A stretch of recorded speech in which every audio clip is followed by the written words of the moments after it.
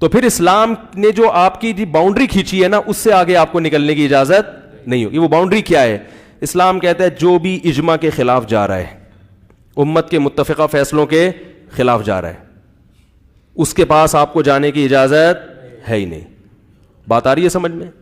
ایک آدمی کے بیان سن کے آپ کو اس کے علاوہ سارے مکھنچو لگنے لگے ہیں, تو چاہے وہ کیسی ہی تحقیق پیش کر رہا ہو, آپ کو اس کی تقریریں سننے کی اجازت, بولو بھائی. بات آ رہی ہے سمجھ میں؟ ابھی مجھے کسی نے دیکھا, دیکھو حضرت مولانا طارمی صاحب کے اخلاق کتنے بہت اچھے اخلاق ہیں, لیکن مجھے آپ پر اعتراض ہوتا ہے کہ آپ جن کے اکابر کو گستاخ رسول سمجھتے ہو, حضرت مولانا طاری جمیل صاحب کا عقیدہ بالکل وہی ہے جو میرا عقیدہ ہے. حضرت مولانا طاری جمیل صاحب مولانا شرف علی تھانوی کو پیر و مرشد مانتے ہیں, اپنا بزرگ مانتے ہیں, ان سے بے پناہ عقیدت محبت کرتے ہیں. بولو بھائی, نہیں ہے, آپ صرف مجمع اکٹھا کرنا جانتے ہیں کہ پبلک آئے کسی طریقے سے. تو مولانا طاری جمیل صاحب کا المحند المفند میں جو عقائد ہے نا, 100% ان کے عقائد وہی ہیں. کئی دفعہ انہوں نے اعتراف بھی کیا ہے, لیکن یہ ان کا ظرف ہے کہ وہ پھر بھی اس نیت سے آپ سے ملاقات کر رہے ہیں کہ شاید کچھ نرمی پیدا ہو اور کچھ ہدایت آپ کے دل میں نرمی پیدا ہو جائے, اور آپ یہ جو آپ ایک چیز کے اہل ہیں نہیں. دیکھو رفع الیدین کا مسئلہ یا ترک رفع الیدین کا مسئلہ, یہ مسئلہ بیان کرنے کا وہ اہل ہے جو عالم ہو. علماء کی جو اختلاف رائے ہوگا نا, وہ شریعت میں معتبر ہوگا. ہر آدمی کو اختلاف رائے کی اجازت نہیں ہے.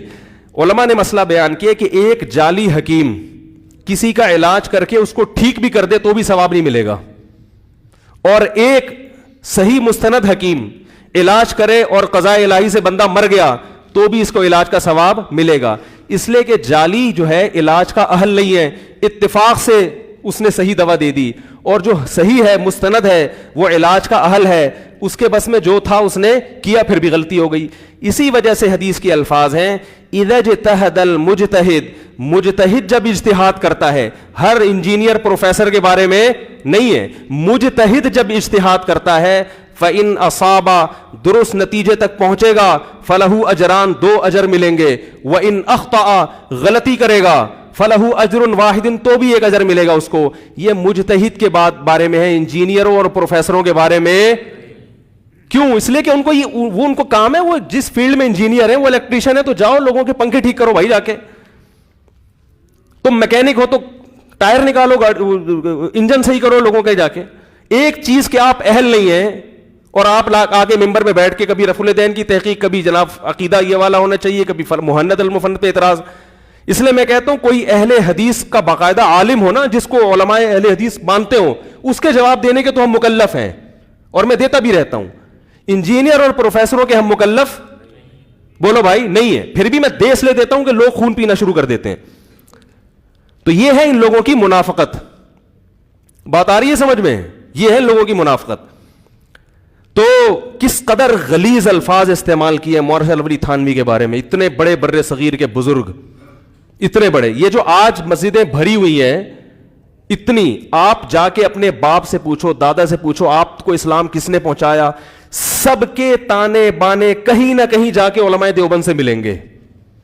99% لوگوں کے بہارے ہیں اس وقت, سب کو کافر قرار دے دیا, سب کو بڑے بڑے مشائخ, چاہے علماء دیوبند نہ بھی ہو, جو ماضی میں ابن تیمیہ رحمۃ اللہ علیہ سے اللہ نے اتنا, ان سے چند چیزوں میں اختلاف ہو تو علماء کا ہوتا ہے, اتنا بڑا اللہ نے تاتاریوں کے خلاف کام لیا علماء ابن تیمیہ رحمۃ اللہ علیہ سے, ان کو بابا پتہ نہیں ایک وہ کیا کیا ایک بدتمیزی والے بازاری الفاظ ان کے لیے استعمال کرنا, یہ ہے آج کے کیا محقق. سمجھ میں آ رہی ہے بات؟ ان کو کیا کہہ رہے ہیں لوگ؟ محقق. اور مجھ سے کہہ رہے ہیں ان کے جواب دو. میں کیوں جواب دوں بھائی ان لوگوں کا بیٹھ کے؟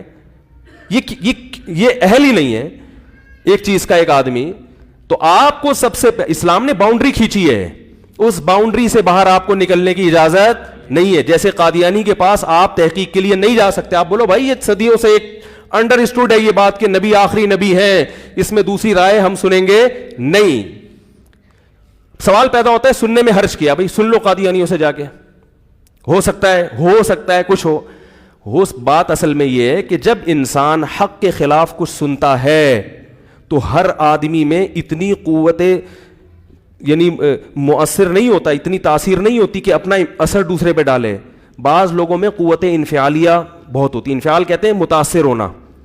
دلائل سے تو آپ کی اس سمجھ میں بات نہیں آئے گی, لیکن وسوسے پیدا ہونا شروع ہو جائیں گے آپ، وسوسے شروع ہو جائیں گے.